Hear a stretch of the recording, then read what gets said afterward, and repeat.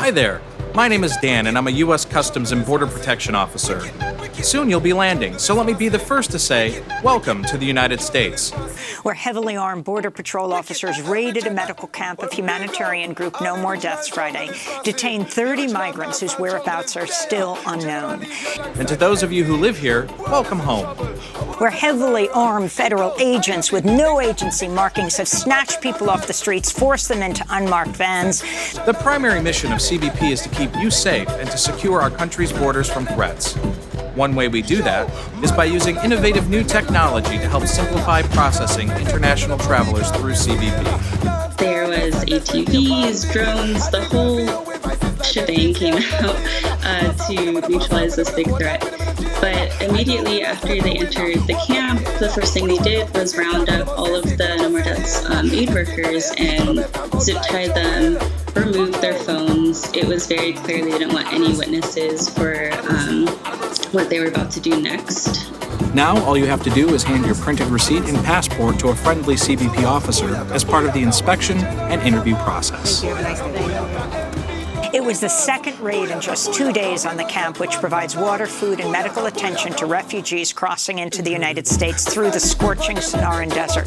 The raids carried out by the Border Patrol's BORTAC teams, the same militarized special operation units recently deployed to suppress protests in Portland, Oregon.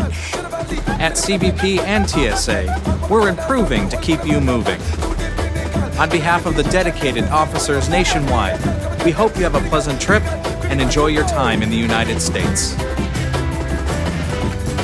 They came after No More Deaths published documents revealing the Border Patrol Union, a pro-Trump and anti-immigrant extremist group, had instigated a 2017 raid of the same camp. Global entry members enjoy TSA pre-check benefits. The developments have shocked mainstream America. This is MSNBC host Brian Williams.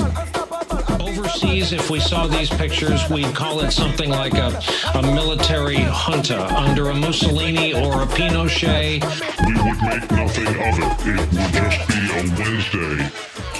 Just be a Wednesday, but the violent presence of federal border agents is not unfamiliar to many black and brown Americans, especially those who live along the border. The brutality now seen on U.S. streets is also all too recognizable to global communities who have faced the terror of U.S.-trained military forces, sometimes death squads from Iraq to Kenya to Guatemala. The scene unfolding in Portland, Oregon has also drawn comparisons to U.S.-backed death squads that terrorized Latin America for decades. That's right, Dan. TSA PreCheck includes expedited security at checkpoints nationwide, including domestic flights. 2 Ithaca, New York residents have been released on bond after refusing to answer questions about their immigration status as they attempted to board a domestic flight in Texas. Omar Figueiredo and Nancy Morales were stopped twice by Border Patrol agents before they could proceed to a security checkpoint at an airport in Brownsville, Texas. Both times they refused to disclose their citizenship status. The first time, they missed their flight. After returning a second time and refusing to answer again, they were arrested by police and held for roughly 7 hours. They documented both incidents on video. Put into question the authority that the Border Patrol has to harass and to force people to answer questions that they don't have to answer when they're traveling within the 60 to 100 mile border zone in the U.S. Both Omar Figueiredo and Nancy Morales are U.S. citizens. Omar said his action was part of a larger trend of people refusing to answer what they say are unwarranted and racially targeted questions at Border Patrol checkpoints and then uploading video footage online. Good afternoon, ladies and gentlemen. Today, we'll be debating the question, is the boycott, divestment, and sanction movement against Israel wrong? The debate will be broken into 2 parts. In the first part, we will begin with each speaker making initial submissions and then responding to the other's initial submissions. During this part, no questions or comments will be taken from the floor. In the second part, you will have the opportunity to ask questions of the speakers about the BDS mission. Please note that since each speaker is obliged to answer your questions, that they must be directed to both speakers. To reiterate that point, your questions cannot be directed at any one speaker or at one side of the debate. Finally, in the interests of all sides of the debate, I'd like at this stage, as President, to issue a ruling on the provision prohibiting conduct intended to disrupt debates. For the avoidance of doubt, I rule that this provision includes a prohibition of any banners, posters, or other visual materials. I encourage members instead to ask questions during the second part of the debate. As President, to issue a ruling on the provision prohibiting conduct intended to disrupt debates. A global campaign based on a Palestinian civil society call that came out in 2005, a year after the International Court of Justice ruling against Israel's wall in the occupied territories. A ban of sorts by the US immigration against me, which was quite unbelievable. I've been to the United States many times, including on this same visa. An international campaign to pressure Israel to comply with international law and respect Palestinian rights. Basically, it calls for boycotting, divesting from, and imposing sanctions on Israel until it ends its occupation of the 1967 territories, including the wall and the settlements and so on. The second demand is to end its system of racial discrimination inside Israel itself against the Palestinian citizens of Israel. The third and foremost demand is to recognize and enable the right of return for Palestinian refugees. Hi there, my name is... Sure, the airline told me there was an issue with my visa, and there wasn't. My visa was valid until 2021. The BDS call's main achievement is to bring back the basic human rights under international law of the entire Palestinian people to the fore. My name is Dan, and I'm a U.S. Customs and Border Protection Officer. Soon you'll be landing, so let me be the first to say... So they called the US consulate in Tel Aviv, and after a long delay, just as I was boarding, they prevented me from boarding, saying that the US consulate had told them that there's an immigration issue. The BDS call's main achievement is to bring back the basic human rights under international law of the entire Palestinian people to the fore.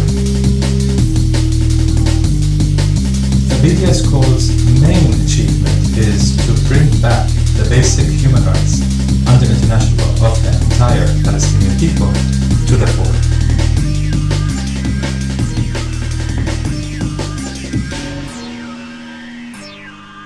The BDS call's main achievement is to bring back the basic human rights under international law of the entire Palestinian people to the fore. Prevented me, or tried quite a few times, prevented me from traveling. The primary mission of CBP is to keep you safe and to secure our country's borders from threats. One way we do that is by using innovative new technology to help simplify processing international travelers through CBP. How are you today? Oh, very good. This was condemned by Amnesty International, including very recently in February of this year, as an arbitrary measure of punishing me for my human rights activities in the BDS movement. We've built a network over the last five and a half years, a global network of social movements, trade unions, women's unions, faith-based community centers, students groups, and so on, that have been empowered by BDS and that know now how to stand in solidarity with Palestine in a very effective and morally consistent way. There are a few types of self-service kiosks you may be able to use when you arrive at the airport, and even a mobile app that I'd like to walk you through. When you reach the International Arrivals Terminal, you will see signs for two types of self-service kiosks. The first is automated. The rationale is that the international community, so to speak, under the hegemony of the US and the EU bureaucracy, has failed miserably to hold Israel accountable to international. United States citizens, Canadian citizens, and international visitors traveling on a B1 or B2 visa are eligible to use the APC kiosks. As President, to issue a ruling on the provision prohibiting conduct intended to disrupt debates. Israel from building the wall, despite the court decision against it. They couldn't end the settlements. The US just vetoed its own position, which sees settlements as illegal and as an obstacle to peace. They just vetoed against that resolution at the UN Security Council. Luckily, Britain supported that resolution. As President, to issue a ruling on the provision prohibiting conduct intended to disrupt debates.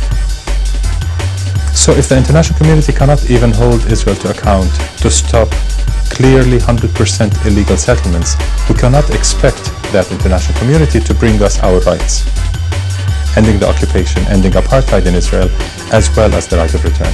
So we must go, as our South African comrades did in the past, in their fight against apartheid, to go to the international civil society, not governments, hoping that a grassroots movement would eventually pressure governments to do the right thing and impose sanctions on Israel.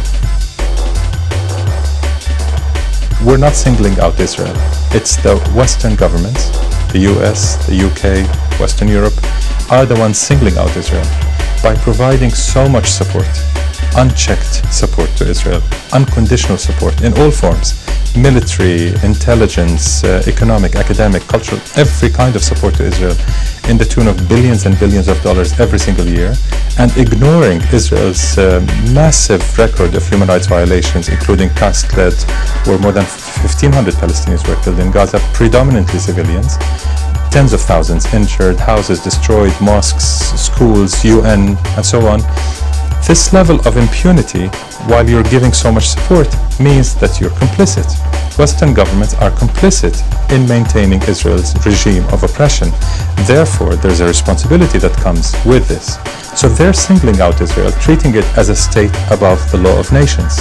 We're not calling for any special treatment for Israel. We're calling for treating Israel just like any other country committing similar crimes and violating international law as persistently. In Israel, we have not seen any parts of governments amenable to reform. The entire Israeli government is on the very far right, including some fascist elements, and there is no way, absolutely no way, to make it move in the right direction and to concede on Palestinian rights without massive pressure.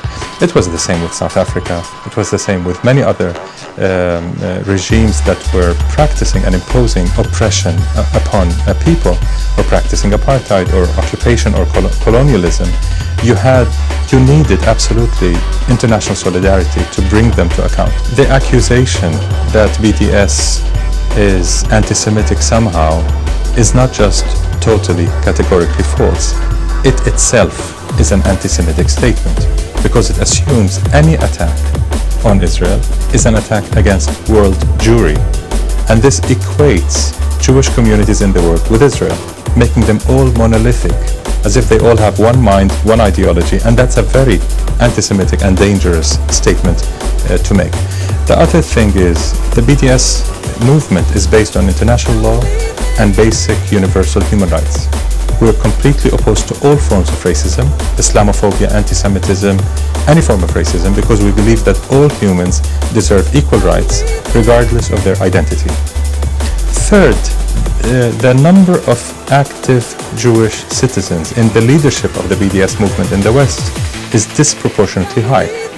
Many of our partners doing BDS in the UK, in the US, in Canada, and France are Jewish. And we're proud of that.